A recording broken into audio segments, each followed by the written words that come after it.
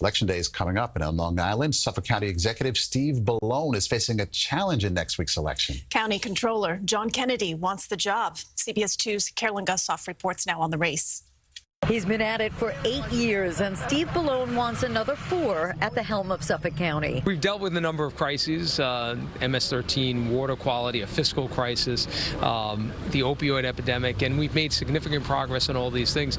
I want to see that through, and that's why I'm running for a 3rd term. The popular Democrat has made water quality protection a priority in a county nearly surrounded by water, along with fighting corruption. This corruption was disturbing and disgusting, and I had had enough. And revitalizing struggling downtowns. Republican John Kennedy says he has radically different views. We are a suburban and rural county.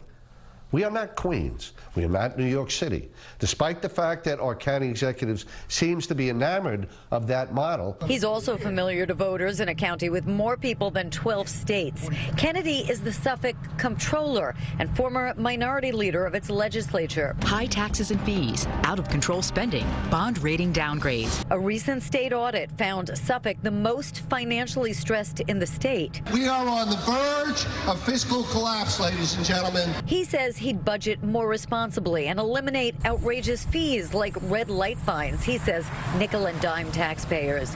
Bellone says he's slashed the size of government after inheriting a massive deficit. We've actually been cleaning up my opponent's mess since I walked in the door 8 years ago. He was on the legislature and handed me a budget that had a $500 million deficit. Voters here equally split between Democrats, Republicans, and non-committed, and laser focused on one issue. I think the taxes are much too high. People are moving out and they're going out of state. Bellone and Kennedy, both longtime public servants with law degrees. Gregory Fisher, a business consultant, is running on the libertarian line. Kennedy says it's time for a change. His slogan, Save Suffolk.